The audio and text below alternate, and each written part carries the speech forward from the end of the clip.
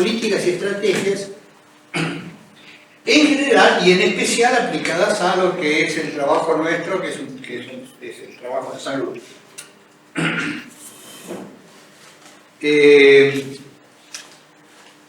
Entonces, la primera cuestión que planteamos estos días pasados fue la relación entre política y estrategia. Entonces, esta relación es la que está más o menos expresada ahí en este cuadro, donde lo que aparece es el término de políticas, y como políticas se dan dos grandes políticas, que es la política de transformación y la política de conservación. Antes que esto, lo que habíamos hecho era haber dado una definición donde decíamos que la política, desde nuestro punto de vista, intentamos, digamos, pensar críticamente, desde nuestro punto de vista, es una propuesta de distribución de poder. Es decir, nosotros no aceptamos la definición tradicional que dice que la política es una orientación general de los procesos, etc., sino que tiene que ver con una cuestión de cómo se distribuye el poder. Y no es que haya alguien que diga voy a distribuir el poder así, sino estudiar este proceso que tiene como consecuencia una cierta distribución de poder. Y tomamos, digamos, como estrategia una definición que es: la estrategia es una forma en particular a través de la cual se implementan las políticas. Es decir, la estrategia es una manera a través de la cual se logra una cierta distribución de poder. ¿Sí?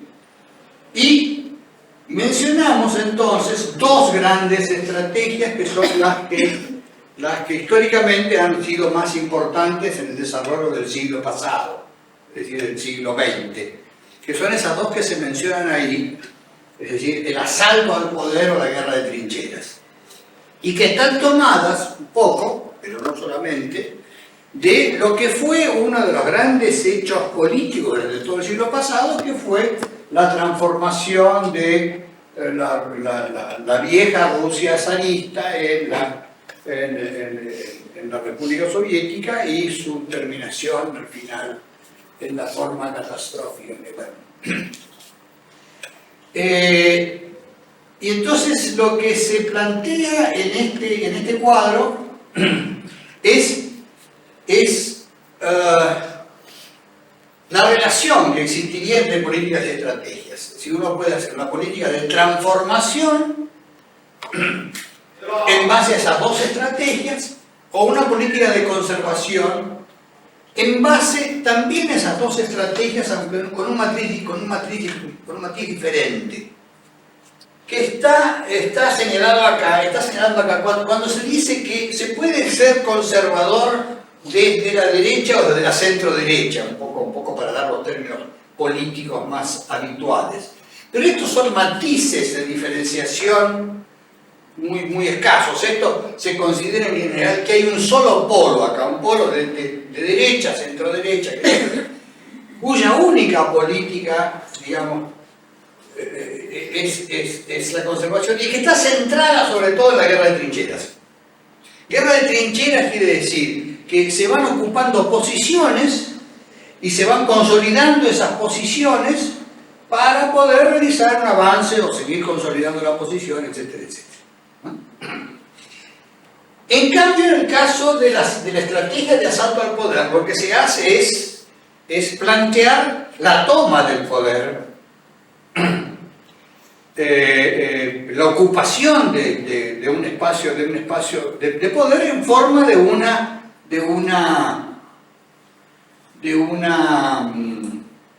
un episodio, digamos, en el cual se cambia rápidamente este espacio donde se considera que se encuentra el poder. Y la diferencia es que las fuerzas que luchan por la transformación, cuando eligen una de estas dos estrategias, se diferencian mucho más que las fuerzas que luchan por la conservación, que tienen solamente un matiz de ser un poco más duros o menos duros, digamos así.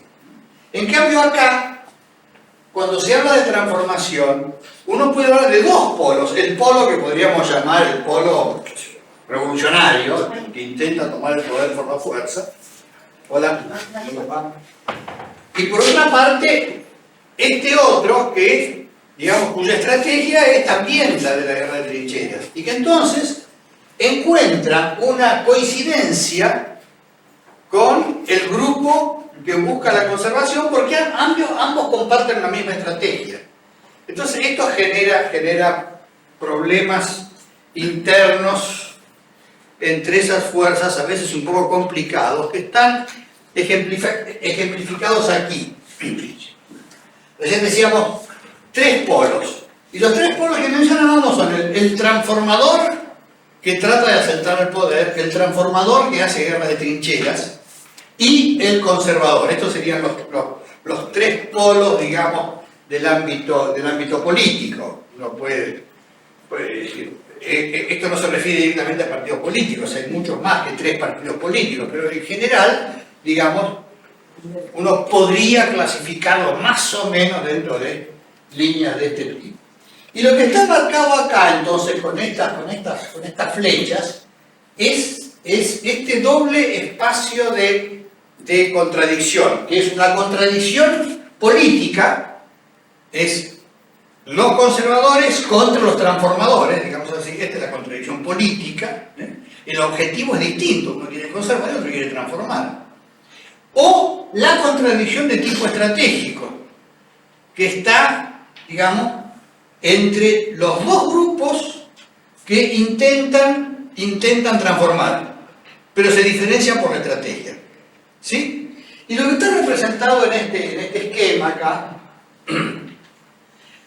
es cómo esas tres fuerzas se combinan en grupos de dos, de manera que de crear alianzas o digamos, oposiciones más o menos frontales. Entonces hay 8 casos. Yo les decía la vez pasada que hay que repasar un poco la combinatoria para poder identificar cuántos casos hay.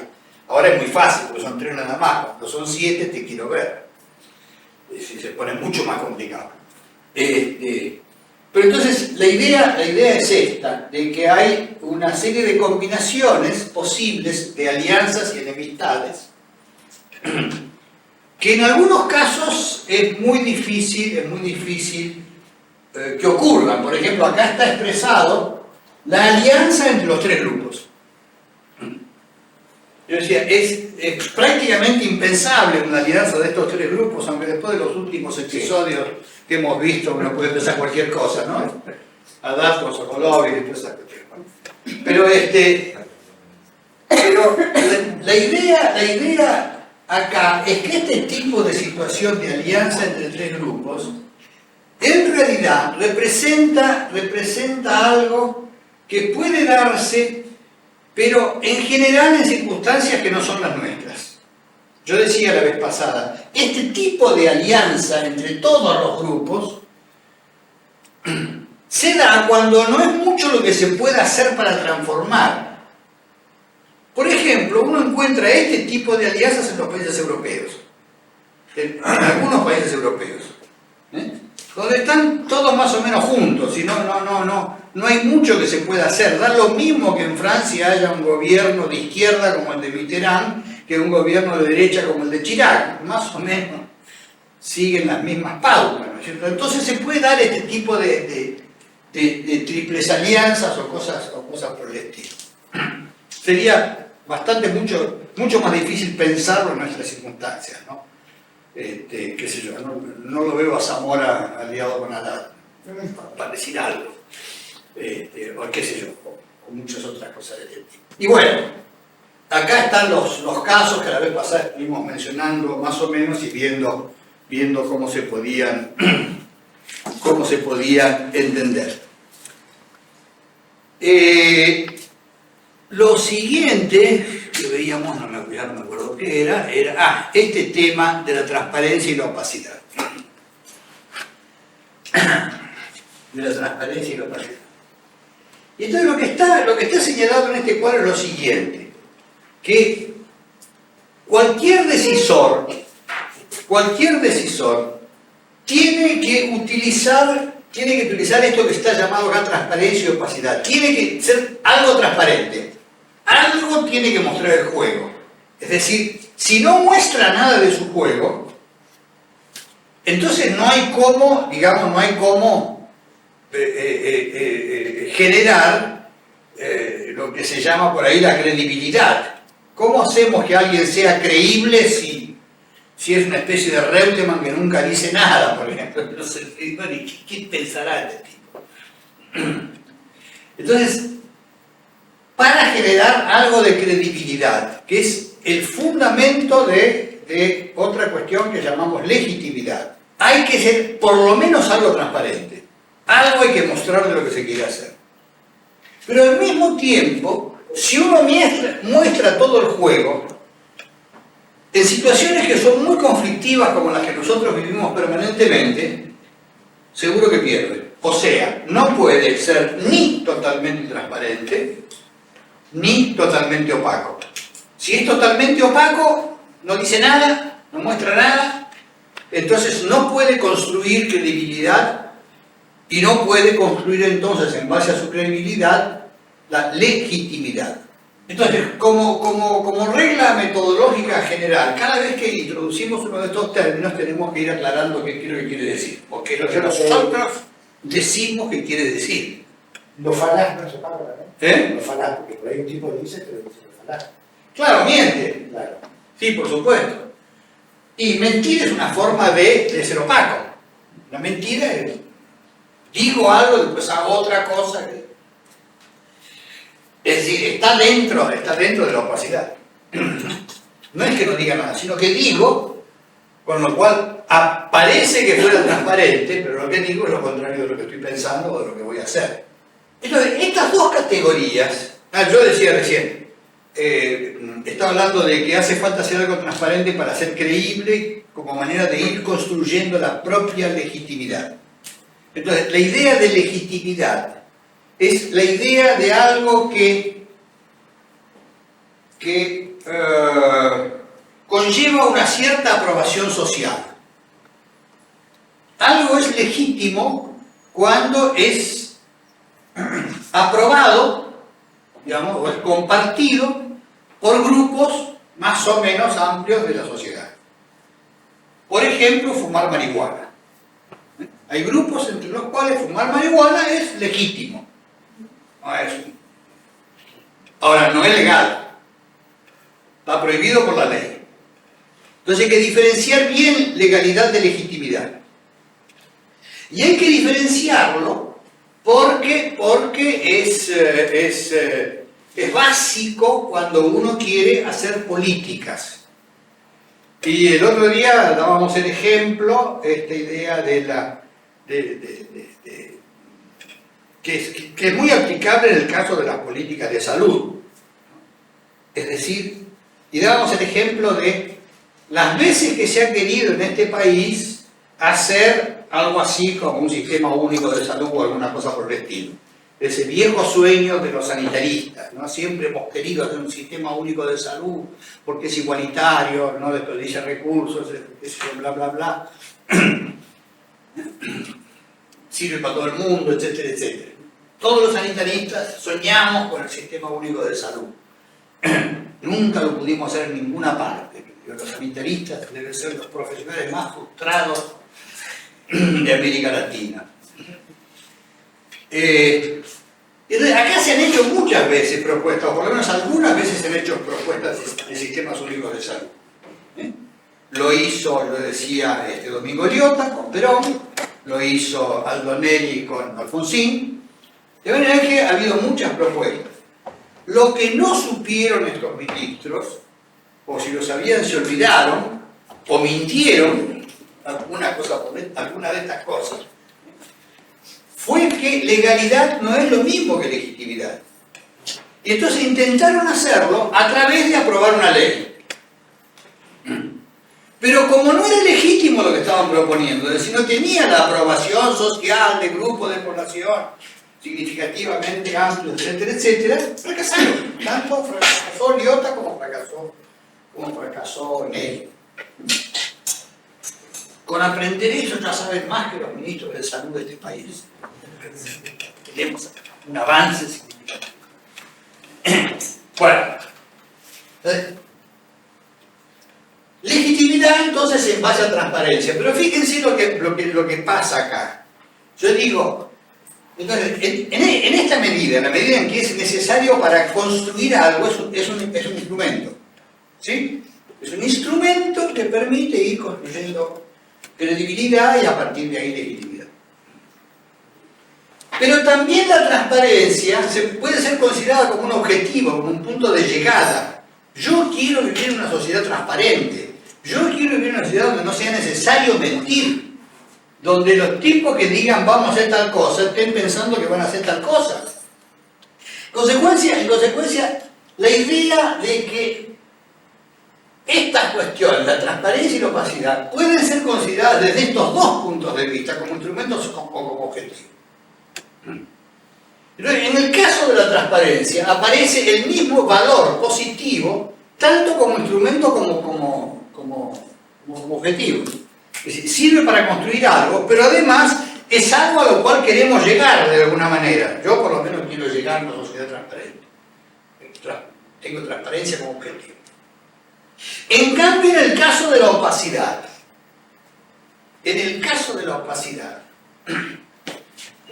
ocurre este fenómeno, que como instrumento tiene un valor positivo, porque yo puedo construir. ¿Qué construyo con la opacidad? Construyo poder. Si yo no muestro el juego, si yo me reservo algunas cuestiones, entonces puedo construir poder. En base a no mostrar todo lo que estoy pensando hacer o lo que estoy... Desde la transparencia también se puede. Desde la transparencia también se puede construir poder. Claro. Pero como que hay más vulnerabilidad. Pero es mucho más difícil. Hay un sentido negativo del término poder, en todo caso. Es mucho más difícil construir poder a través de la transparencia. Por ejemplo, lo que ocurre es que cuando uno muestra el juego y dice yo quiero hacer tal cosa, uno puede lograr la adhesión de otros que también quieren hacer esa cosa. Claro. Pero pone sobre aviso a los que no quieren hacer esa cosa, que dicen, ojo que ahí tenemos un tipo que lo tenemos que controlar porque, de alguna manera, porque quiere hacer lo opuesto a lo que queremos hacer nosotros. Es decir, mostrar el juego en condiciones que la viabilidad o la factibilidad no esté asegurada, pone en riesgo el propósito que se declara. Yo digo, esta es una afirmación, digamos, que es puede ser muy discutible, pero lo que uno ha visto a lo largo de las historias políticas es que este fenómeno funciona así. Si yo digo realmente lo que estoy pensando en hacer, el enemigo me identifica y en consecuencia se facilita que controle las propuestas que se pudieran generar a partir de esta puesta en evidencia. Entonces, efectivamente, uno podría decir, cuando uno piensa en términos de poder, uno podría hacer esta afirmación que hacía Luis con respecto a que hay algo negativo, hay algo, digamos, desagradable, para calificarlo de alguna manera, en esto del poder. Consigue, ocultando cosas, no es, digamos, el ideal del pibe, digamos, el ideal del yo, diría un psicoanalista. Y por eso yo me detengo en esto, porque esta afirmación es una afirmación básica de todo lo que yo llamo el pensamiento estratégico. Y que tiene que ver con una cosa que es muy importante y que es lo que yo llamo la contextualización histórica. Déjenme que lo desarrolle un poquito más. Y que es así, yo digo, en estas condiciones históricas, ocurre esta situación en la cual la opacidad usada como instrumento tiene ese carácter positivo porque construye poder. Y el problema que se me presenta ahora es que cuando yo digo yo quiero una sociedad transparente, o una sociedad donde la opacidad desaparezca, que este es mi objetivo, la pregunta que tengo que hacerme ¿es posible construir una sociedad donde no haya relaciones de poder a partir de construir poder? ¿Entiendes? Esta es la contradicción. Pero la afirmación que yo hago es que hay que construir poder para destruir las relaciones de poder. Esta es una afirmación claramente contradictoria. Habría que ver un poco más que se entiende por poder. Habría que ver un poco más que se entiende por poder. Y a eso vamos a dedicarle bastante tiempo. Enseguida. La otra afirmación que yo hago con respecto a esto es la siguiente. Y acá viene uno de mis egos. Vuelvo a repetir lo que ya les dije en una sesión pasada. No crean lo que yo les digo. ¿Por qué? Porque yo estoy sesgado de manera diferente que ustedes. Yo estoy sesgado a partir de una historia que se desarrolló en los últimos 3/4 de siglo del siglo pasado. Toda mi conformación como sujeto se desarrolló en esos 75 años últimos del siglo pasado. Y eso no es gratuito. 1925, el señor Stalin estaba alargando la NEP en la reciente Unión Soviética. Lenin se acababa de morir en el 21. Nosotros fuimos muy influenciados. Pocos años después comenzaba la guerra española. Es una carga un poco pesadita, digamos. Y cuando uno pasó por estas cuestiones y recibió esa carga, bueno, tiene un impacto del cual puede resultar muy difícil desprenderse. Por eso mi sesgo. Pero yo explico mis sesgos para que ustedes puedan identificar cuál es el sesgo y repensarlo a partir de pero lo que pasa es que este tipo piensa así porque tiene este sesgo debido a su historia personal. Historia personal compartida con muchos otros, pero es una historia que no es la misma para todos. No es la misma para todos. Cosa distinta. ¿Por qué dije todo esto?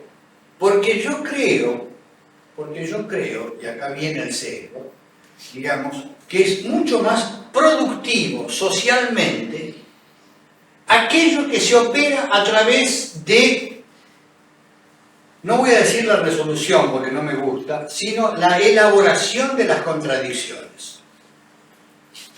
Y yo reconozco que nuestras sociedades son sociedades que están permanentemente atravesadas por contradicciones y conflictos. Que la contradicción y el conflicto es una característica permanente de nuestras sociedades. Creo que no hay sociedades sin contradicciones y conflictos. Y tenemos una experiencia histórica muy interesante, que es precisamente la de la Unión Soviética, donde se dijo durante mucho tiempo, y muchos lo creímos durante mucho tiempo, que la revolución había eliminado definitivamente las contradicciones antagónicas, para usar la nomenclatura. Como se suprimieron las contradicciones antagónicas a través del proceso revolucionario, entonces ya no hay más contradicciones. Miren lo que pasó en esta última década. Levantaron un poco la cortinita y se armó aquel despelote. Es decir, las contradicciones estaban ahí, apretaditas con un torniquete, pero en cuanto las liberaron un cachito, salieron a la luz pública. Es decir, se las puede mantener ocultas durante un tiempo, durante mucho tiempo, en base a muchos esfuerzos, algo de sangre, sudor y lágrimas, más sangre de sudor y de lágrimas, yo diría, pero bueno. Pero ahí estamos. Entonces, lo que sigo creyendo yo es que las contradicciones y conflictos pueden, y esto no está garantizado para nadie, pueden ser utilizados de una manera que sea productiva. Y por eso le asigno a este instrumento, el de la opacidad, un mayor valor que el instrumento de la transparencia. Digo, los dos son necesarios. Cuestión que para mí es fundamental, y es que sin este instrumento es imposible. E inmediatamente viene la otra prevención, que es el riesgo. Es el riesgo que esto genera. ¿Cuál es el riesgo? Yo como soy un buen tipo, me voy a usar la opacidad como instrumento para generar poder, para después poder hacer una sociedad donde desaparezca la opacidad. Una vez que construí el poder suficiente, qué sé yo qué, me quedo con el poder y me olvido del objetivo. Cosa que pasa con alguna cierta frecuencia. Cada uno puede aportar seguramente algún ejemplo de esta cuestión. El debate está abierto. El debate está abierto, pero yo insisto en esta idea de transparencia y opacidad. A ver qué viene ahora. Los tiempos. Bueno, antes de plantear ese tema de los tiempos, vamos a tomar el tema de poder, que vamos a ver más, digamos, con mucho detenimiento durante todo el tiempo. Porque yo digo, la idea de la estrategia, la idea del pensamiento estratégico, sobre la que trata este seminario, es la idea de algo que piensa el poder. El pensamiento estratégico piensa el poder. Piensa el poder. Y a esta categoría de poder, yo le asigno una capacidad muy importante, que es la capacidad de permitir entender de qué se trata un tema social. La capacidad de entender, la capacidad de poner en claro, la capacidad de explicar. Y la otra característica, esta característica es la capacidad explicativa de la categoría poder. La otra característica para mí es que es una categoría que el investigador no inventa. El investigador observa la realidad y de esa observación de la realidad abstrae esto que yo llamo categorías analíticas. Es decir, categorías que no son propuestas por el investigador, sino que son abstraídas de la observación de la realidad. Para seguir con mi sesgo, yo digo, la categoría clase social no la inventa Marx, como creen muchos militares argentinos, sino que es abstraída por Marx de la observación que hace de la realidad social de su tiempo. A partir de eso, él construye una explicación sobre esta categoría, es decir, la abstrae de la realidad y después la usa para entender qué pasa. Para mí, la categoría poder tiene estas características, de ser una categoría analítica. Entonces, la otra característica es que el proceso de abstracción sobre la realidad para poder identificar la categoría no es un proceso que esté normado. Nadie le dice a nadie cómo se identifica una categoría analítica. Es algo así como el eureka de Arquímedes. De repente se da cuenta. Bueno, ustedes saben que hay una larga polémica en ciencias, en epistemología, acerca de si las verdades se descubren inductivamente o deductivamente. Los dos grandes procesos epistemológicos son la inducción y la deducción.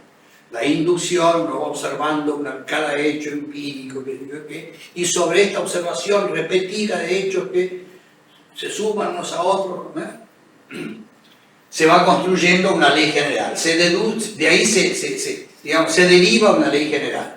Si yo suelto este cuerpo y cae otra vez, y otra vez, entonces la ley general es que un cuerpo que tiene una cierta masa, bla, bla, responde a la ley de gravedad.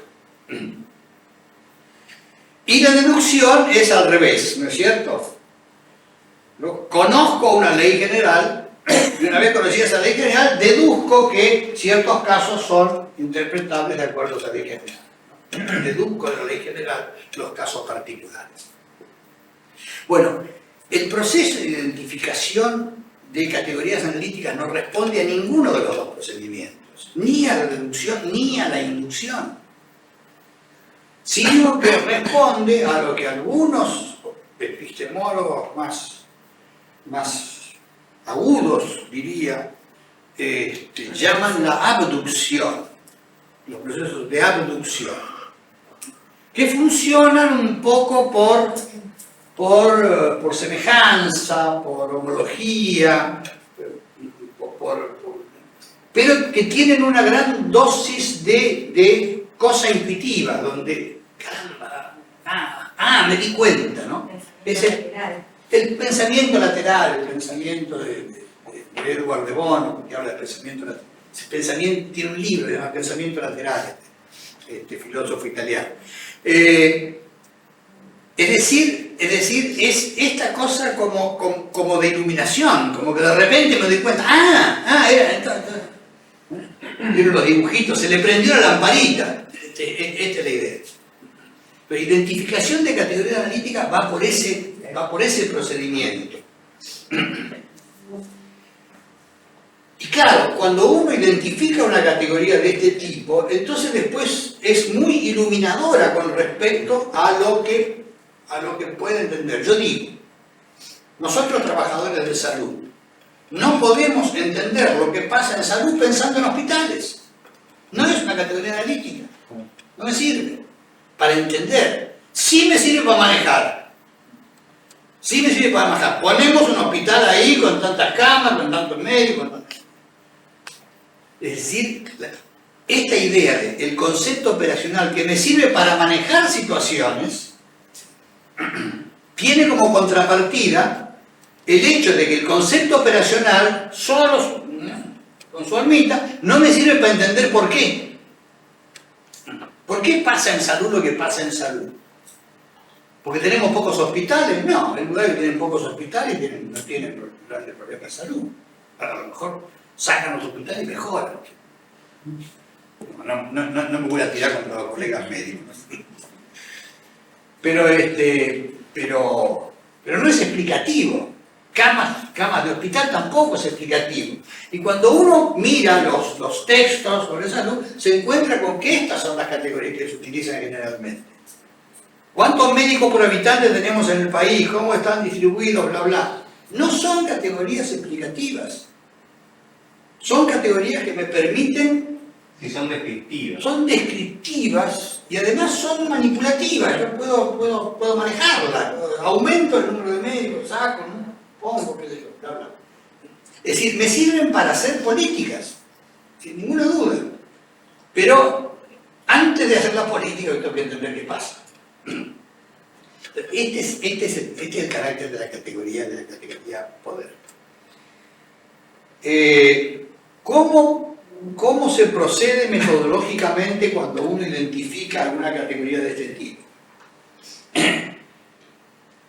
Cuando uno quiere analizar algo, tiene que fragmentar, tiene que dividir, tiene que subcategorizar.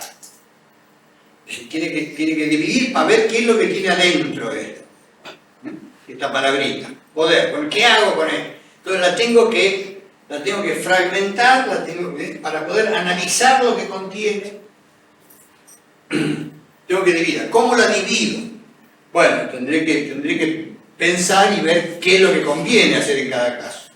En mi caso, lo que se debe hacer es pensar todas aquellas fragmentaciones, digamos, que parezcan significativas y ver qué es lo que va ocurriendo, ¿cierto? Entonces, yo lo que hice fue dividir la categoría poder una vez que tuve la iluminación. Es el poder lo que me permite entender. La dividí en varias subcategorías, digamos así. Variables de segundo orden, diría un metodólogo de la investigación. Y entonces, ¿Cuáles eran estos? Tipos de poder. Una era tipos de poder. Y yo decía, enseguida empecé a pensar que, bueno, en el caso de salud hay varios tipos de poder. Uno es el poder de tipo administrativo. Lo vamos a ver en más detalle todo esto más adelante. Uno es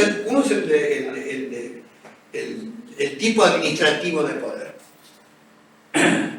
El segundo que pensé fue el poder de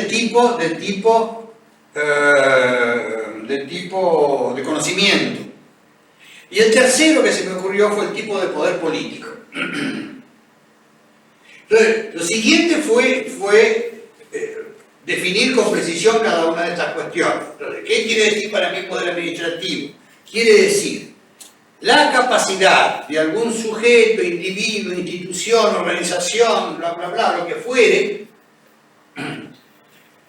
que tiene la capacidad de apropiarse y asignar recursos a distintos usos. Es decir, yo puedo apropiarme o asignarlos a distintos usos, quiere decir que tengo poder administrativo. Si yo digo, agarren esta mesa y llévensela para la planta baja y la colocan en el pasillo y viene alguien y se lleva la mesa y la pone ahí, quiere decir que tengo poder administrativo, puedo identificarla. Si yo digo eso acá, nadie me da pelota porque no tengo poder administrativo. Está claro. Es decir, puedo asignar recursos a usos distintos a lo que está asignado en este momento. La forma más clara y, digamos, más difundida en nuestras sociedades de este tipo de poder es tener dinero. Entonces yo voy, compro la cosa y digo, esto lo uso para tal cosa. Es decir, me apropio de la cosa y la asigno de acuerdo a esta capacidad que tengo. ¿Sí? Dinero quiere decir poder administrativo.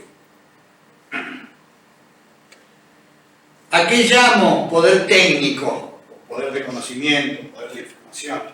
Bueno, de nuevo, a una capacidad de acceder y manejar información de distintos tipos. En el caso de salud habrá un tipo de información administrativo, cuántas camas, cuántos médicos, cuántas horas, cuántos pesos, etc. Habrá una información de tipo biológico y médico, la que tienen los médicos u otros profesionales. Habrá una información de tipo... ¿de qué? ¿Qué más sabemos? Habrá una información... Gremial. ¿De? Gremial. Por ejemplo. Claro. Y habrá también una información más general, que es lo que yo llamo el marco teórico. Digamos, dentro de qué marco teórico pienso yo esto. ¿Sabes? Entonces voy así desglosando. ¿A qué llamo poder político? De nuevo, llamo poder político a la capacidad de algún sujeto, individuo, grupo, institución, etcétera, etcétera, de lograr que personas se movilicen en defensa de sus intereses o necesidades. Es decir, esta posibilidad de lograr que gente se movilice es... Fíjese lo que ha pasado con Nito Artaza esta última semana. Largó una cuestión ahí y todo el mundo está queriendo ahora que cuando se propone para candidato a no sé qué cosa. Esta mañana escuchaba por radio, Nito, ¿y te vas a largar a diputado? ¿Se dan cuenta? Es decir, logró algo, logró, qué sé yo, movilizar gente para que fueran a reclamar por sus intereses. E inmediatamente construye un posible poder político que lo usará o no lo usará. Yo hasta ahora lo que hice fue decir, voy a hablar de tipos de poder, y fíjense lo que hice. Dije, es una capacidad de un individuo, grupo, o sujeto, institución o lo que fuera. Es algo propio de... Lo siguiente que pensé fue, bueno, pero también hay poder entre dos. No, ya no es una capacidad de uno, sino es lo que pasa cuando enfrento a dos. Y hay un famoso sociólogo, se llama Robert Dahl, que hizo una definición que es muy tautológica, a mí me causa gracia, pero que dice, una persona tiene poder sobre otra cuando, si le da una orden, esta otra hace lo que le ordenan, cosa que no haría si el primero no tuviera poder. Es totalmente tautológica, ¿no? Tiene poder si el otro hace lo que este le ordena, que es la revelación de que este primero tiene poder. Entonces, la segunda gran división que yo utilizo acá, ya no es el poder como capacidad, sino como relación social. Es decir, el poder que se genera. Bueno, entonces ahí, ¿qué es lo que empiezo a hacer? Se lo voy a mostrar enseguida. Pero lo que quiero plantear además es otra cosa, yo no descarto lo que dice Florencia, y es un tema que me ha preocupado mucho, esta idea de esto que se llama el poder psicológico. Yo no lo identifico de esa manera.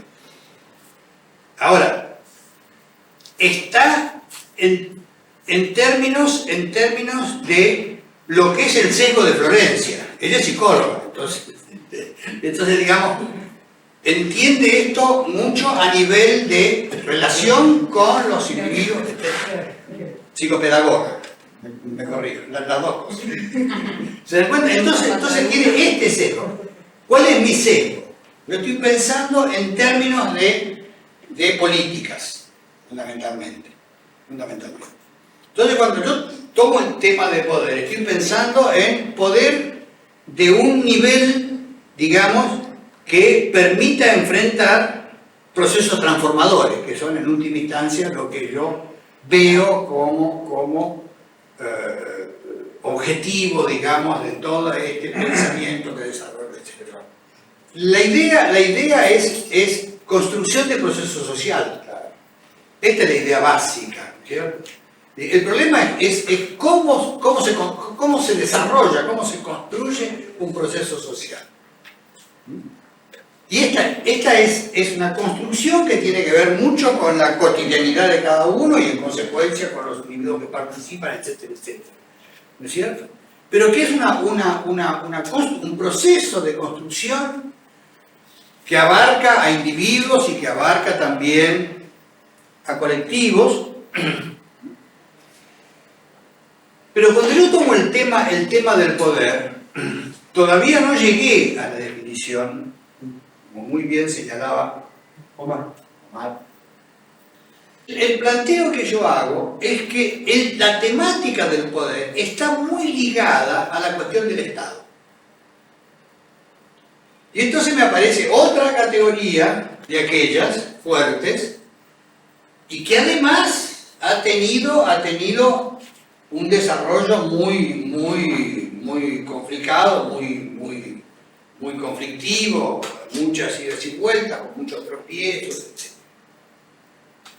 Entonces uno tiene que, digamos, no puede abstraer la idea de poder de la idea de Estado. No la puede separar totalmente. Está metida ahí. Lo cual, digamos, genera muchas preguntas y vamos a tratar de irlas desglosando de a poquito. En primer lugar, de nuevo, lo que aparece siempre cuando utilizamos una categoría nueva, que es esto del Estado. Es decir, cómo se define el Estado. Y acá entramos en un pequeño lío. Para poder ver bien esto habría que hacer un desarrollo histórico del concepto de Estado, de cómo se fue originando, y empezó con la República de Platón y siguió por ahí, atravesó a Maquiavelo en el 1500 y después siguió para adelante, lo agarró Hegel en el 1800 no sé cuánto y qué sé yo qué, después vino Marx, puso todas las cosas al derecho y después se vinieron abajo. Es decir, hay toda una historia, un desarrollo histórico del concepto de Estado que se va generando y que va siendo modificado a lo largo del tiempo. Y esta es otra cuestión metodológica importante que les quiero desarrollar.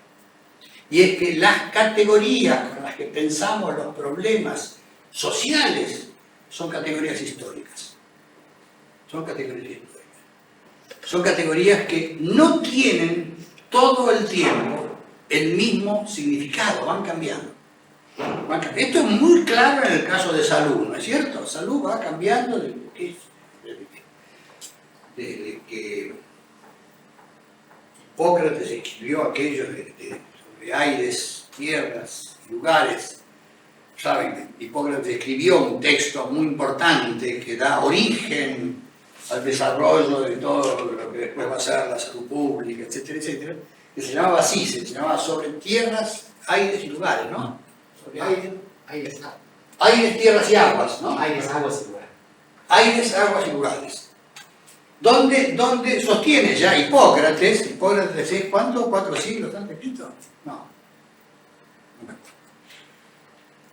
Ya entonces plantea una especie de fórmula ecológica. Claro que él hace esto diciendo, cuando un médico llega a un lugar para instalar su práctica, tiene que estudiar los aires y ver si vienen del norte o del sur o del oeste o del este, las aguas, si son duras o blandas, si son cristalinas, y ahí hace toda una descripción de lo que el médico tiene que tomar en cuenta para poder ejercer su práctica clínica. Por eso digo que Hipócrates es incomprensible sin Galeno. Era para hacer medicina asistencial, diríamos hoy, ¿no? Que plantea todas estas cuestiones. Claro que esto lo trata de llevarlo a identificar lugares saludables, y descubre una cosa muy importante para Hipócrates, y es que el lugar más saludable del mundo era donde estaba él. Un poquito secado también el muchacho. ¿Vieron lo que le decía acerca de los secos? Bueno, pero a partir de ahí surge una serie de cuestiones que se van desarrollando y que llegan hasta la actualidad.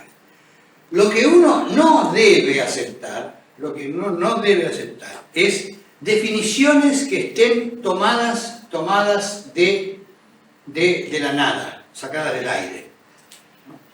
Tienen que estar relacionadas con procesos históricos concretos, si no, no me sirven. Y el ejemplo más claro de esto que estoy diciendo ahora es una definición que muchos de los que trabajamos en salud aceptamos incondicionalmente, que es la definición de la Organización Mundial de la Salud. ¿Qué dice la Organización Mundial de la Salud? Dice que la salud es el perfecto estado de bienestar físico, mental y social, y no solamente la ausencia de enfermedad. Muy bonito, muy poético, totalmente inútil y absolutamente falso. Porque si alguien me dice que tiene un perfecto estado de bienestar físico, mental y social, como dice un amigo colombiano que tengo, lo miro desde acá, le hago 6 diagnósticos. No existe. Sí. Y no tiene nada que ver con procesos históricos reales. Él lo define como un estado. Claro. Es decir, este es el tipo de cosas que no es más tautológico que la claro. Por eso lo digo. Cuando uno piensa en ese tipo de categorías, la primera pregunta que se tiene que hacer es ¿en qué historia?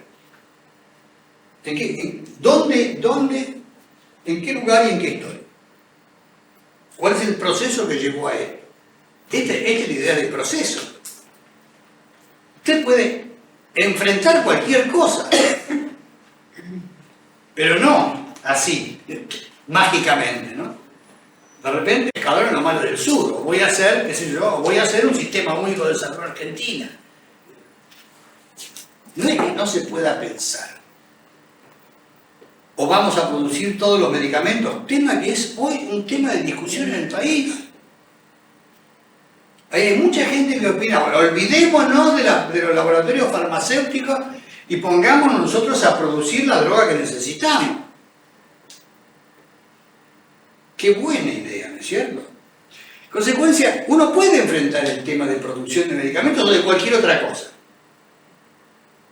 Pero compañero, sepa que en este momento, en Estados Unidos, aprobar un medicamento nuevo, una droga nueva, sale no menos de $200 millones.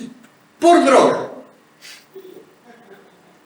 Así que si quieren enfrentar ese asunto, macanudo.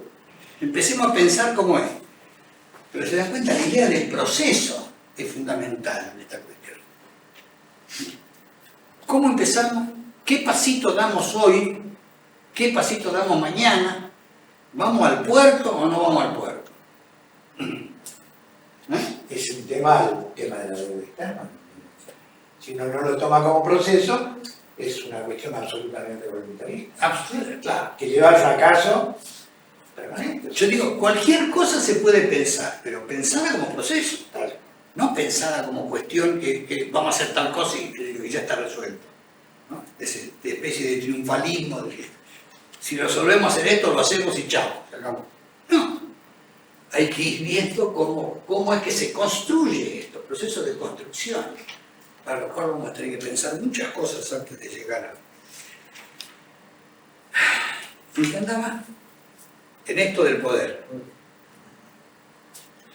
Entonces yo decía, ya tenemos dos dimensiones. Una dimensión es la dimensión de capacidad y la otra dimensión es la dimensión de relación social. Y decíamos, hay un tercer continente de todo esto que es el Estado. Y yo decía, ¿cómo se define la cuestión de Estado? Entonces, para definir la cuestión de Estado hay que pensar en qué proceso histórico. ¿El Estado en Argentina hoy es el mismo que era hace 10 años? No tiene nada que ver. Nada que ver. Ha tenido cambios radicales. Entonces, definición. Dos grandes definiciones, las dos provenientes del campo marxista.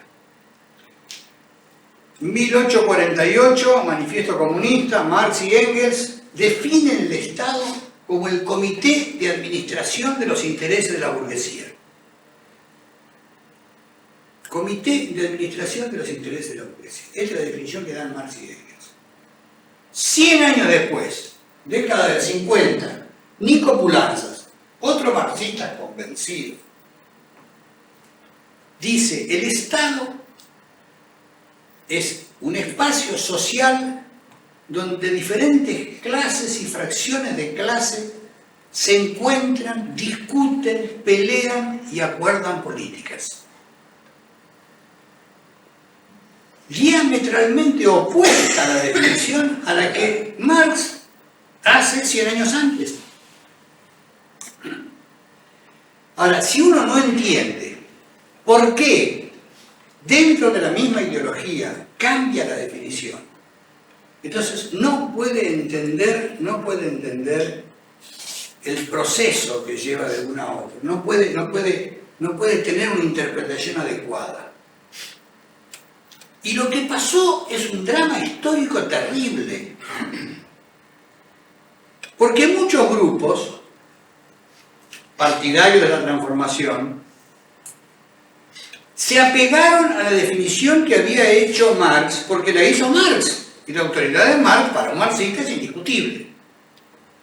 Y entonces se quedaron con la definición de que el Estado es el comité administrador de los intereses de la burguesía. Consecuencia política inmediata, hay que destruir al Estado. Hay que luchar contra el Estado. Contra el Estado burgués. Claro, contra el Estado, porque el Estado es el que representa intereses de la burguesía. Esta es la conclusión. En consecuencia, se fueron a la sierra y empezaron a tirar tiros. El otro grupo, el grupo que yo califiqué antes de transformador de guerra de trincheras, para posiciones y qué sé yo qué, aceptando la definición de Pulanzas, dice no hay que hacer esto, sino que hacer esta otra cosa, sino que hay que participar dentro del Estado, en la lucha, qué sé yo qué, para ir construyendo las trincheras, etcétera, etcétera. Ahora, en esta historia, en el medio de esta historia, murió mucha gente. De manera que esto no es una discusión académica, sino que lo que yo quiero mostrar es la importancia que tiene el haber tomado una u otra posición que deriva de una mala comprensión de lo que pasó en la historia. Y por eso la historia es importante. Es importante porque nos ayuda a crear una conciencia social verdadera. Una conciencia social verdadera para mí quiere decir que está de acuerdo con el desarrollo histórico hasta el momento en que en que ocurre. Y lo que ocurre entre la definición de Marx de 1848 y la de Poulanza de 1950 es gran parte del desarrollo capitalista. La clase obrera no está desarrollada en el mundo que Marx no está desarrollada como estuvo después, en el momento en que Marx escribe su famosa definición. Una clase obrera incipiente, diría, muy débil. Hay un libro de un historiador inglés, Edward Thompson, que describe el proceso de constitución de la clase obrera en Inglaterra. Se llama así, la constitución de la clase obrera en Inglaterra, que es extraordinario, donde muestra entonces cómo se fue desarrollando a lo largo de un largo periodo. ¿Y cuál es la importancia que esto tiene? Que esta clase obrera que se desarrolla sobre todo en la segunda mitad del siglo XIX y en la primera mitad del siglo XX, es decir, en los 100 años que van de Marx a Poulanzas, en estas dos definiciones, se va constituyendo como una clase importante, va creando al mismo tiempo los organismos que van a traducir esta cuestión de clase en una herramienta de lucha, es decir, van a crear los sindicatos, las federaciones obreras, etcétera, etcétera, etcétera. De manera tal que en algún momento de este proceso, estos grupos de trabajadores, de proletarios, decía Marx, que hasta entonces habían podido ser dejados de lado o considerados, digamos, muy marginalmente, adquieren una situación y una posición en que ya no se los puede desoír. Y entonces tienen que ser incorporados necesariamente al Estado. Es decir, a esto que Poulanza define de esa manera. Un espacio social donde diferentes clases y fracciones de clase se encuentran, discuten, pelean y acuerdan. ¿Se ve? Es decir, no es que Poulanza se oponía a lo que pensaba Marx, es que pensaba en cuál es el proceso histórico, que, siendo entonces más fiel a Marx que los mismos que quedaban atados a la definición de Marx, piensa en cuál es el proceso histórico que se produce en este periodo y cómo este proceso histórico nos tiene que obligar a nosotros a cambiar la definición, para decirlo mal. Digamos, a actualizar las categorías, a resignificarlas, diría un sociólogo. Poulanza lo que decía que en última instancia el Estado era defensor ya no de los intereses de la burguesía en particular, sino del sistema capitalista. O si se dejaba toda la burguesía. No, lo que decía, fíjense que, claro, acá hay otra cuestión, que es muchas veces la confusión de Estado con gobierno. Claro. Hay que mantenerlos separados. Gobierno es una serie de aparatos que consisten en los lugares donde se toman las decisiones y se ponen en marcha y se implementan, etc. Poder ejecutivo, poder legislativo, poder judicial, con todos los aparatos que comandan, el ejército, la policía, bla, bla, bla, bla. No se olviden que hay una definición que caracteriza al Estado como el único que detenta la violencia legítima. Lo único que tiene en su capacidad violencia legítima es este Estado, que puede ordenar entonces a las fuerzas policiales que hagan las cosas simpáticas que hacen para mantener el orden, como todo el mundo sabe. Es decir, lo que define Poulanzas es el Estado como un espacio social, no limitado al gobierno, sino al lugar donde se debate. Es decir, donde hay opiniones contrapuestas. Porque cuando un gobierno toma una decisión, es porque ese tema está siendo debatido en el Estado. Es un espacio que incluye gente que está en el gobierno y gente que no está en el gobierno. La Iglesia Católica Argentina forma parte del Estado. No forma parte del gobierno, pero sí forma parte del Estado. cuando debate un tema, ese tema tiene que ser oído de alguna manera. Aunque sea para decirle que no. La CGT de la época de Alfonsín formaba parte del Estado. No se podía tomar una decisión sin que la CGT opinara sobre el asunto, si es que el tema le interesaba. Pero para los temas que le interesaba, decía cosas y a veces en voz muy alta. 13 Alfonsín. Es decir, esta idea de un espacio social es una idea muy importante y tiene una contrapartida. Espacio es un espacio que ya lo vamos a ver enseguida, que puede ser un espacio geográfico, este es un espacio, o puede ser un espacio virtual, puede no existir como espacio geográfico, digamos, las comunicaciones vía internet, ahí tenemos un espacio virtual. Ahora muy claramente, pero también hay otros espacios virtuales, para discusiones que se hacen a través de los medios de comunicación de masas, por ejemplo. Es un espacio virtual también. El tema de los actores era exactamente donde yo quería llegar. Porque acá la cuestión es esta. Yo digo, el Estado está compuesto por diversos actores sociales. Generalmente son actores colectivos. Partidos políticos, aparatos de gobierno, instituciones como la Iglesia, o muchos de estos, grupos organizados de distintos tipos. Pero no cualquier grupo que se organiza es un actor social. Si nosotros, que somos todos inteligentes y además lindos, nos juntamos y decimos, el gobierno tendría que decidir tal cosa en el terreno de la salud. ¿Ustedes opinan que nos van a prestar mucha atención? ¿Quiénes son estos cosas? Es decir, este es un derecho que hay que ganarse. Y yo a esto le pongo una importancia básica. Yo digo, yo defino actor social como aquel grupo, institución, lo que ustedes quieran, organización, ya vamos a ver las diversas maneras en que puede ser, comunidad, comunidad organizada, lo que sea, que adquiere una capacidad importantísima, que es introducir un tema de debate en la agenda del Estado. Creo que no tiene ninguna otra característica definitoria más que esta, pero este es fundamental.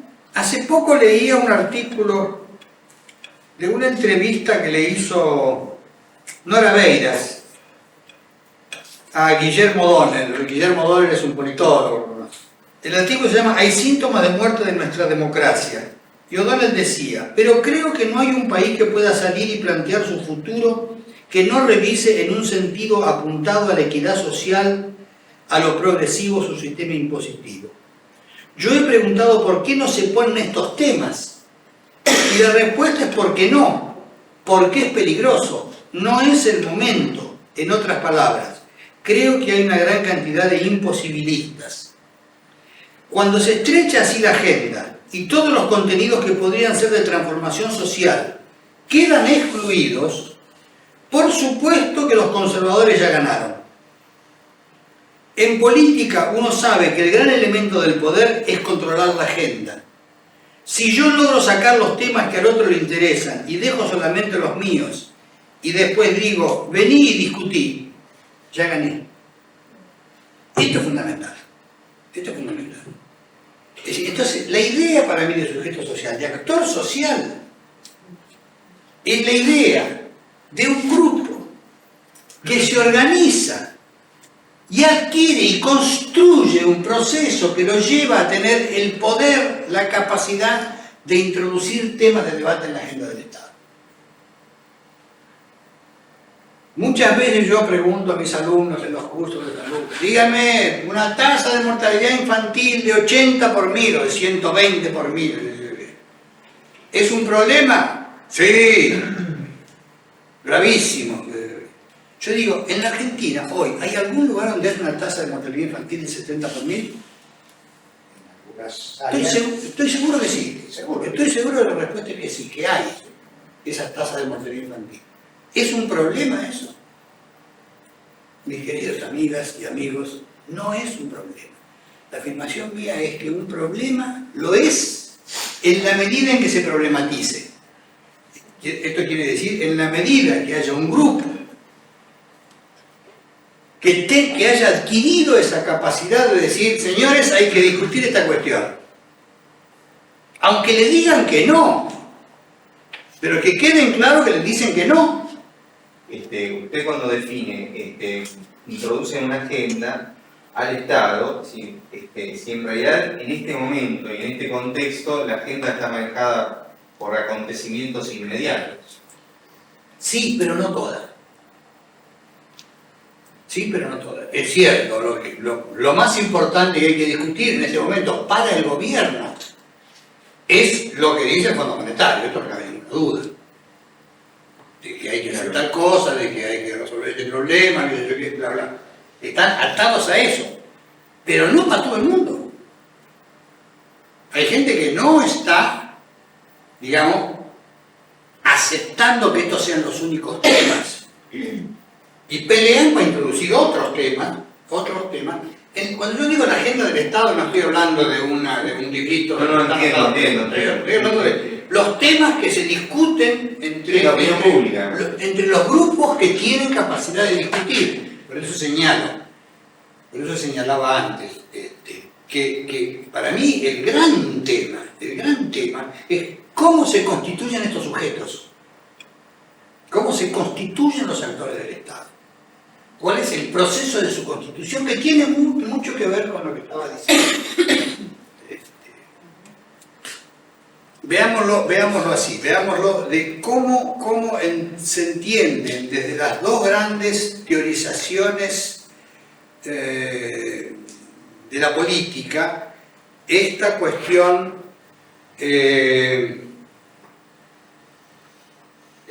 la cuestión del Estado. ¿Qué es el Estado, digamos, para la tendencia de la política liberal? Para lo que conocemos como liberalismo, neoliberalismo, ¿cierto? Esta es una cuestión. Y la forma en que plantean los liberales esta cuestión es que el Estado surge como una necesidad de la sociedad donde hay una igualdad de todos los ciudadanos que luchan por la desigualdad. Y para controlar el riesgo de esta desigualdad es que el Estado se genera, un Estado supraindividual, de manera de mantener las cosas, digamos... Una especie de control social. Control sobre la sociedad, digamos, pero para mantener, para que no se transforme esto en una lucha, en un caos, en una lucha de todos contra todos, del intereses. Lo que no dice esto, y es una contradicción que nunca la teoría liberal ha podido resolver, es que se considera a todos los individuos iguales, una igualdad jurídica, es la igualdad ante la ley. Ante la ley somos todos iguales. Claro, que esto de que ante la ley somos todos iguales, digamos, hace acordar al Anatole France del Jardín de Epicuro, donde tiene una frase maravillosa que dice: la ley en su majestática igualdad prohíbe tanto a los ricos como a los pobres dormir bajo los puentes. Y esta es la frase de la madura, que me parece maravillosa.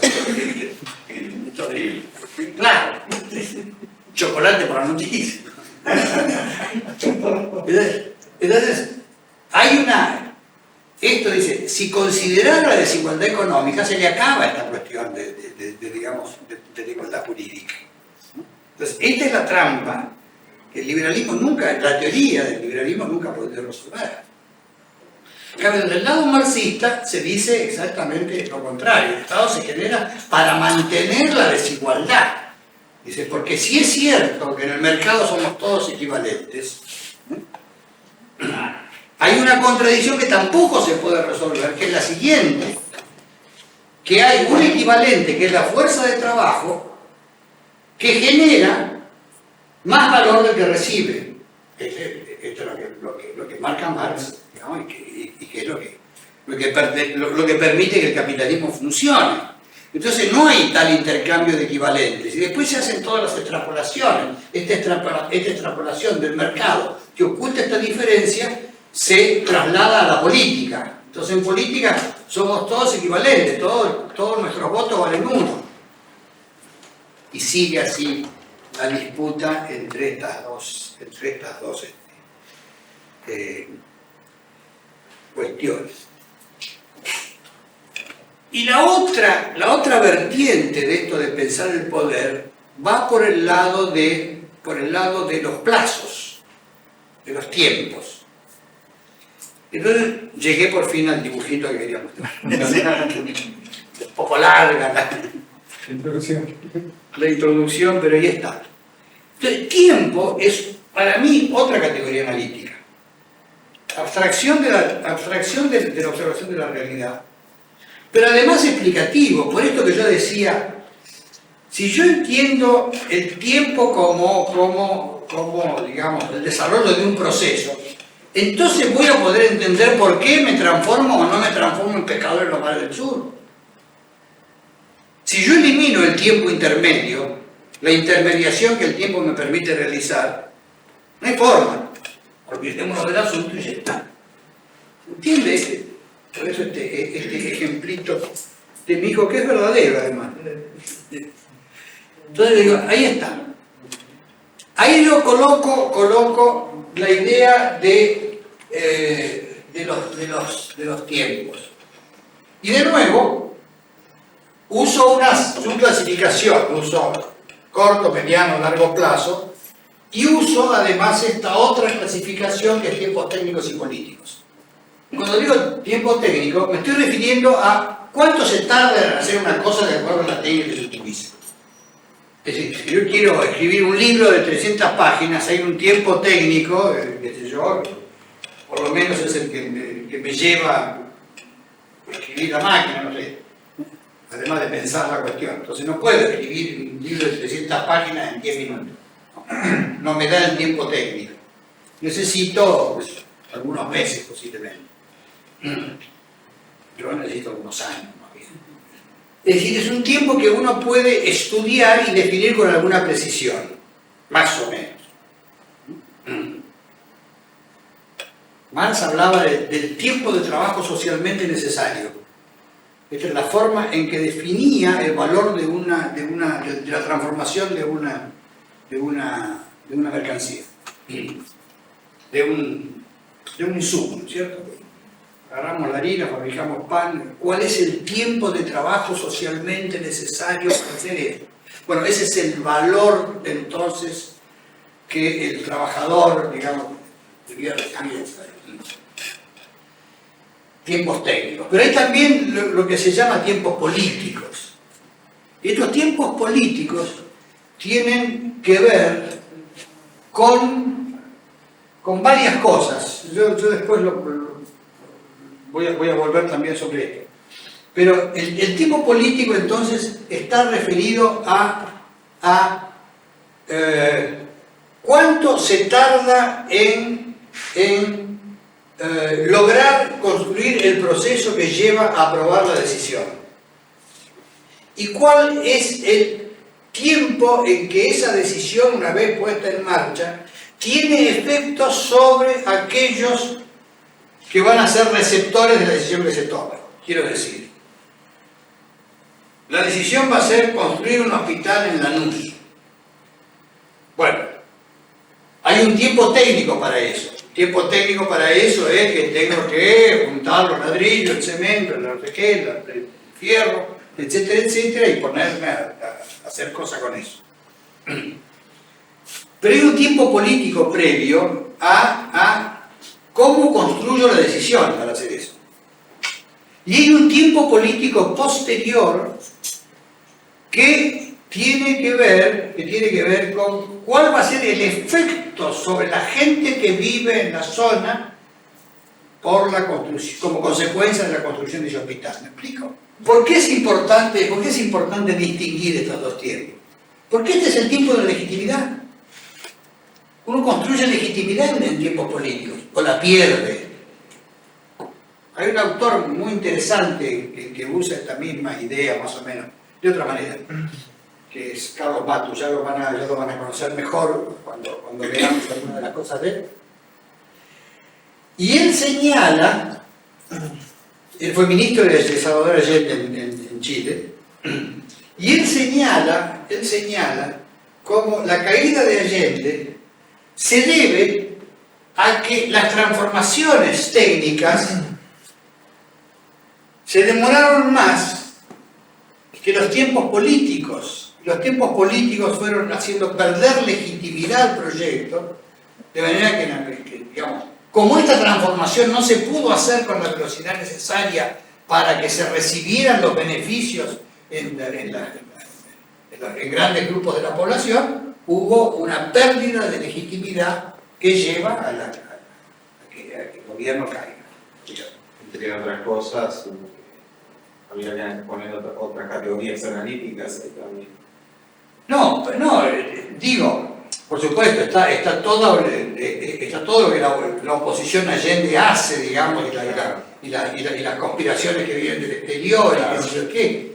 Pero no hubo el suficiente tiempo político para construir una legitimidad más sólida al esquema, si no se hubieran defendido de otra manera, digamos, hubiera habido otro tipo de repercusión en la masa de la población. Bueno, en fin. Creo que también el tiempo político tiene que ver con la construcción del tiempo político. Con la construcción del... Digamos, ahí yo veo contradicciones y conflictos institucionales. Yo podría, bueno, no institucionales también, discutiendo esto con la comunidad que lleva mayor tiempo político, pero es una construcción más que tiene más cimiento, ¿no? Para después garantizar el texto. Bueno, vamos a eso. Yo pongo como ejemplo acá, en primer lugar, acá no hay mediano plazo. En el texto se describe la importancia del mediano plazo, y el mediano plazo es de fundamental importancia porque es el plazo de la intermediación. Y esta es otra categoría fundamental. Digamos, las categorías que llevan de una cosa a otra. Las categorías intermediadoras, que son las de la construcción de los procesos que llevan de una cosa a otra. La intermediación es la que mi hijo no hace entre estar hoy con la decisión tomada y ser pescador en los mares del sur. Le faltó la intermediación, esta que yo le estaba proponiendo. Andate acá y qué sé yo, hace esto, bla, bla. Este es el tiempo de intermediación. Lo que pasa es que el tiempo de intermediación, compañero, es pesado a veces, aburrido, qué sé yo qué. Uno quiere ya ver el resultado final. Quiere ver la transformación hecha. Por eso yo digo, cuanto más corto el tiempo de intermediación, más satisfactorio el trabajo. El panadero se pone a amasar y a las 2 horas tiene el pan en la mano. Esto es muy inmediato, entonces el tiempo de intermediación es muy corto. Yo digo, los tiempos técnicos de corto plazo tienen que ver fundamentalmente con esto, con organización y administración de servicios. Yo tengo que gestionar los servicios ahora. No puedo esperar a hacer, qué sé yo. Y los tiempos políticos, en el corto plazo, tienen que ver con esto que se lleva acá, con contradicciones y conflictos institucionales. También hay contradicciones y conflictos no institucionales o extrainstitucionales, es verdad. Los pienso de otra manera. También vamos a volver sobre esta cuestión. Lo que yo estoy marcando acá es que todo empieza aquí, en el corto plazo técnico. Tengo que gestionar ahora. Yo, a pesar de que sé que no puedo hacer el plan porque tengo dificultades así, igual tengo que seguir atendiendo en el centro. No puedo no hacerlo. Y tengo que tener algún nivel de organización. Pero esto, en el largo plazo, va a dar origen a esto que llamamos desarrollo de la fuerza productiva, llama Marx. Marx, cuando habla de estructura económica, dice, la estructura de la economía tiene dos componentes, que son el desarrollo de las fuerzas productivas y las relaciones sociales de producción. Estos son los dos componentes de lo que Marx llama la estructura económica. Entonces, plantear esto en el corto plazo, lo que nos está diciendo es que a través de alguna intermediación, que ya vamos a ver cuál es, yo voy a conseguir llegar a un mejor desarrollo de las fuerzas productivas. ¿Qué quiere decir esto? Si me dan los tiempos políticos, puedo hacer la planificación para transformar el centro. Esta transformación del centro es un desarrollo de fuerzas productivas. Trabajamos mejor, estamos más capacitados con el personal, tenemos un mejor nivel de organización, etcétera, etcétera. Y esto otro, las contradicciones y los conflictos institucionales que siempre se dan. Ahora estoy introduciendo lo que decía antes, para mí hay siempre contradicciones y conflictos en la sociedad. Ahora estoy diciendo estas contradicciones y conflictos en la sociedad también están dentro de las instituciones. Y esto impacta a lo que son las relaciones sociales de producción, que es cómo los diversos trabajadores nos relacionamos entre nosotros y con nuestros mandantes, nuestros patrones. Esta contradicción, esta doble flecha que señala acá, es representativa de una polémica histórica. La polémica histórica es la pregunta de si son las fuerzas productivas, el desarrollo de las fuerzas productivas, las que determinan lo que pasa con las relaciones sociales de producción, o si es al revés, si son las relaciones sociales de producción las que determinan lo que pasa con el desarrollo de las fuerzas productivas. Esta es una polémica histórica. Una polémica histórica. Creo que no es contradictorio, no se contrapone, me parece. Bueno, pero ha habido mucho debate. El debate, para decirlo muy rápido, es el siguiente. Hay mucha gente que al entender esta idea de esta relación está desarrollada por Marx en uno de sus libros, en su libro más epistemológico, diríamos, donde trabaja más el tema de la generación de conocimiento y del saber, ¿no? Que es la introducción a la crítica de la economía política. Pero en ese libro, una de las cosas que él dice es que el desarrollo de las fuerzas productivas, por ejemplo, se puede ejemplificar con estos aparatitos, son desarrollos tecnológicos, ¿no? Es decir, esta es una fuerza productiva, digamos, mucho más desarrollada de lo que hacíamos hace 20 años, donde no había estos aparatos, no estaban tan generalizados, ¿no? Pues esto significa un desarrollo de fuerza productiva. Y lo mismo todo lo que ha sido el desarrollo tecnológico en otros niveles, ¿no? La robotización, la automatización, etcétera, etcétera. Todo esto es lo que Marx llama desarrollo de fuerzas productivas. Desarrollan aceleradamente, llega un momento en que entran en contradicción con las relaciones sociales de producción y entonces se desencadena un periodo de transformaciones en estas relaciones que digamos, organizan la sociedad de otra manera. Vamos a ponerlo así. ¿Se dan cuenta? Entonces hay una serie de cosas que se han modificado.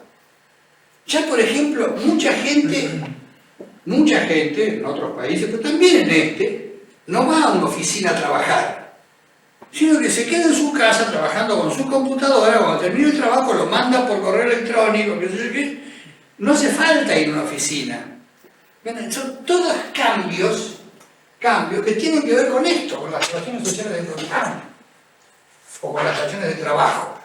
Eso lo vamos a aclarar en un momento. Es decir, se han producido muchos cambios de este tipo. Inclusive la relación social de producción más importante, ¿cuál es? Es el salario. El salario es una relación social de producción. Entonces, el asalariamiento es cada vez menor. Ahora nos contratan por tiempo y obra. Ya, si uno va a cualquier institución, se va a encontrar con algunos tipos de planta, algunos trabajadores de planta, y otros que están contratados para hacer un trabajito, que es tal cosa, que ni siquiera tienen que ir a la oficina. Quiere decir que cambió esta relación social de producción, o está cambiando aceleradamente. ¿Se dan cuenta? Esta es la idea. Entonces hay una relación ahí. El desarrollo de la computadora hace que las relaciones sociales de producción cambien. O tengan la posibilidad de cambiar.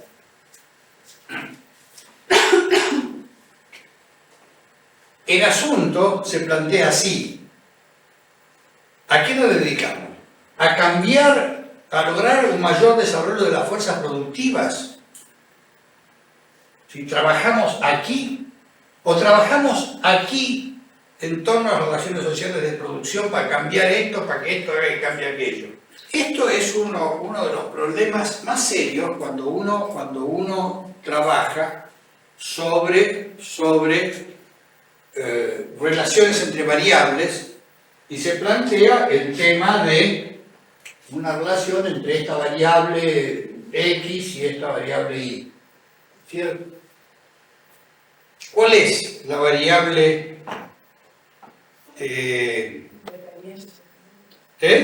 dependiente e independiente? Exactamente. La pregunta es cuál es la variable dependiente y cuál es la variable independiente. ¿Cuál es la variable dependiente y cuál es la independiente? Implica además formas de lucha sociales diferentes una de otra. Esto no tiene una respuesta única, no tiene una respuesta. Está ahí, está planteado.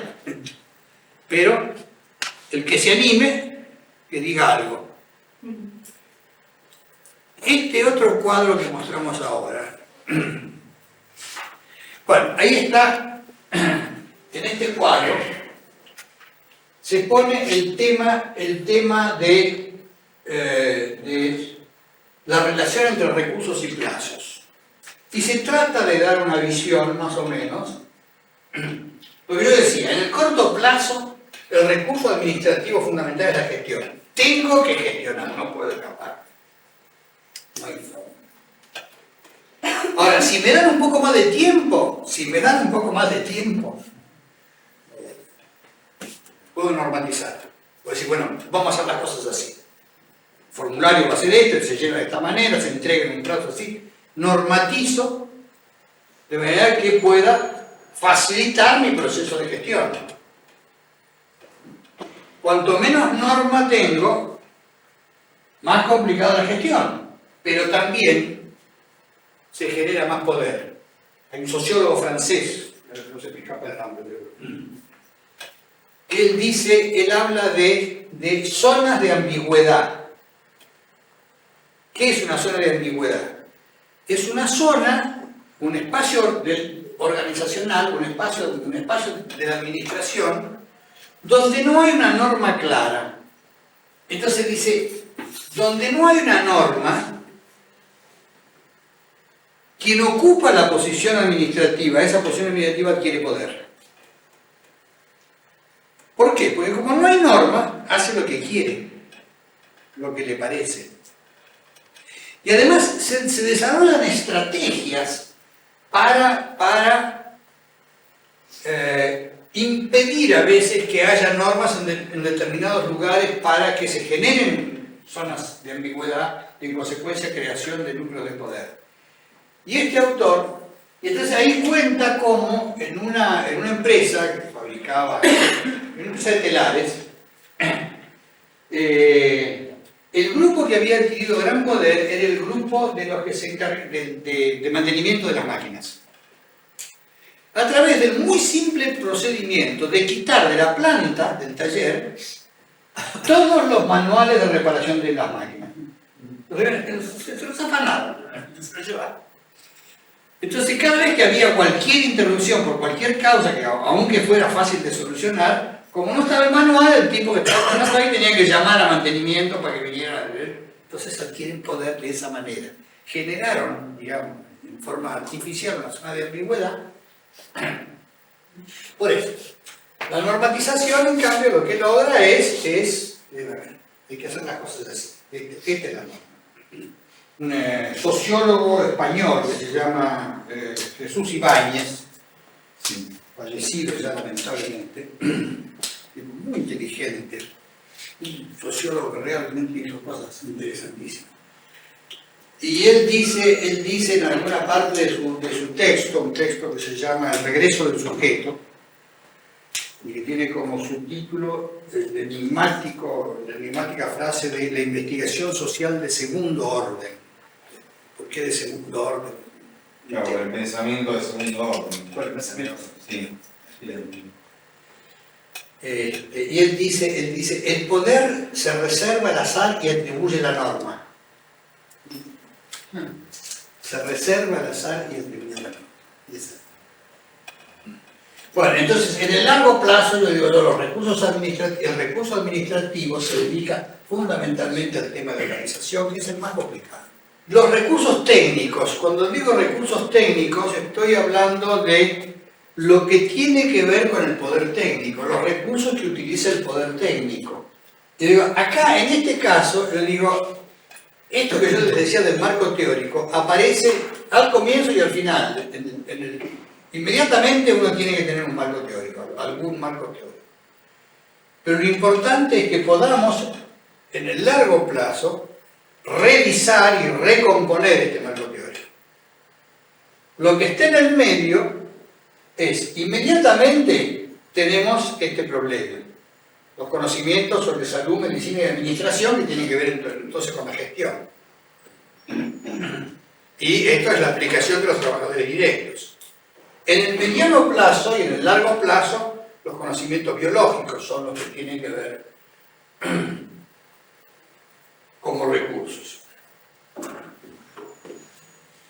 Y acá, en los plazos que tienen que ver con lo político, en el corto y el mediano plazo figuran estos: afiliación, votación, negociación.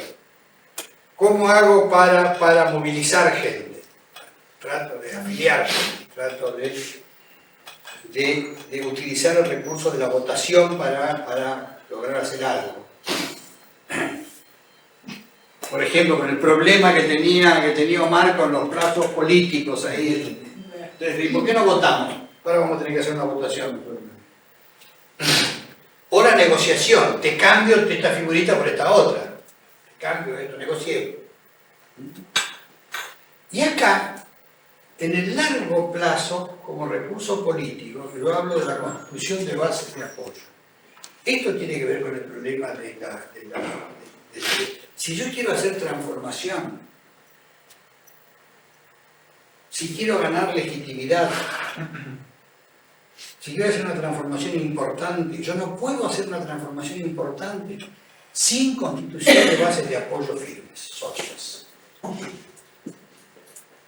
Si Neri quiere hacer el Servicio Nacional de Salud, no puede mandar una ley al Congreso, porque no están constituidas las bases de apoyo para ese proyecto transformador. O si Domingo Liotta quiere hacer eso, no puede. Esto, digamos, conocimiento directo. Yo era asesor de Domingo Liotta porque era decano de la Facultad de Medicina en ese momento.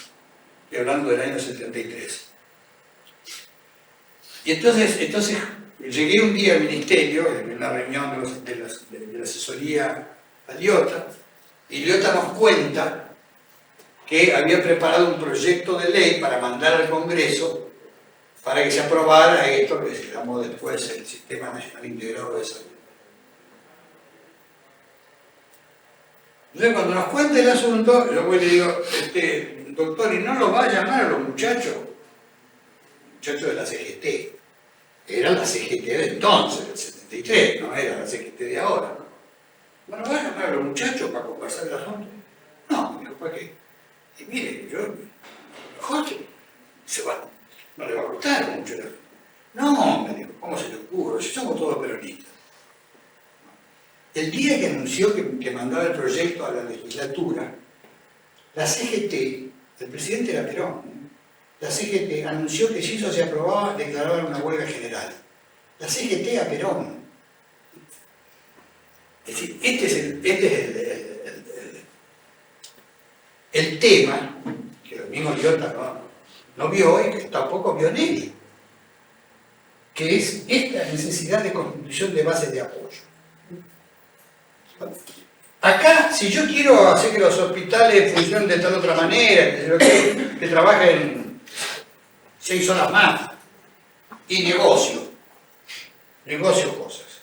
No es una transformación de una envergadura tal que transforme la distribución de poder en la sociedad. Pero hacer un sistema único de salud transforma el poder de la sociedad.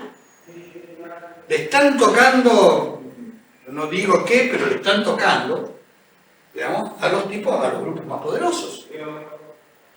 Y en consecuencia, para poder hacer eso yo me tengo que preparar. Porque no se olviden del coronel Aureliano Buendía, que peleó 33 guerras y las perdió todas. Entonces, cuando vayamos a declarar una guerra, por favor, preparémonos para que tengamos alguna probabilidad de ganarla. Porque si no, seguimos con el coronel Aureliano Buendía, seguimos perdiendo guerras.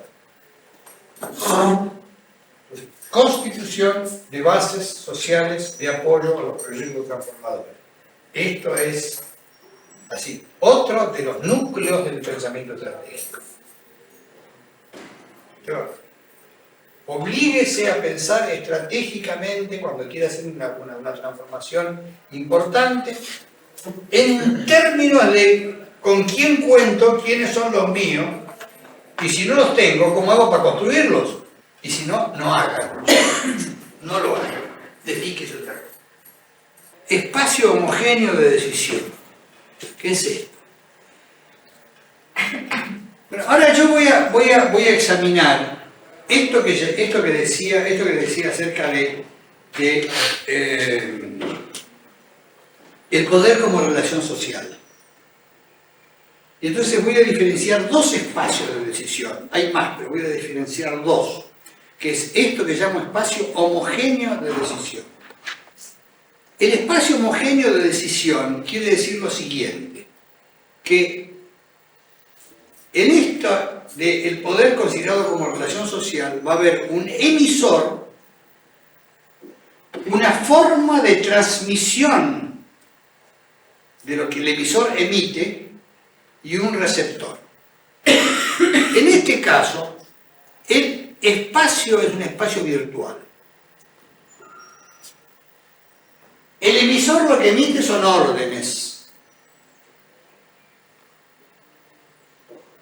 Esas órdenes tienen una sola dirección.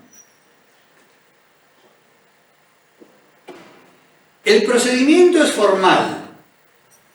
Se manda un expediente.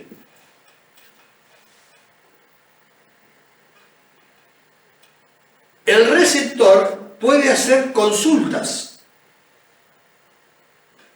Y ahí está la unidireccionalidad, va de arriba para abajo. En otro caso, hay un espacio real, estamos reunidos aquí. El emisor da instrucciones. La relación es bidireccional, el procedimiento es informal, hay una reunión, y el receptor emite opiniones. Ahí está la bidireccionalidad. ¿Está claro? Pero tengo 2 posibilidades. En ambas posibilidades, el espacio es homogéneo. En este caso es virtual, en este caso es real. ¿Qué quiere decir que es virtual acá, en este caso? Quiere decir que es un espacio que puede no estar, digamos, representado. En general habrá una oficina, pero no hace falta. Es suficiente con que el jefe haga una providencia, un expediente, que es la manera en que se manifiesta esto, ¿cierto? Y en esa cosa dice, llámese a contratación a no sé qué cosa, o pídase tal cuestión. Da la orden con un procedimiento que es formal, y todo es formal acá, y el receptor de la orden, cuando no la entiende o qué sé yo qué, consulta para arriba. En cambio, en este otro caso ya es diferente.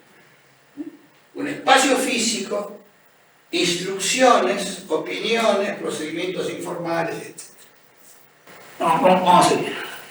Acá estoy poniendo entonces lo que es la pirámide organizacional en términos de burocracia, según Weber. Es una pirámide de ese tipo, una pirámide con un vértice y una base donde están los trabajadores directos. Bajan órdenes, ahí están bajando. Suben consulta, ahí están subiendo.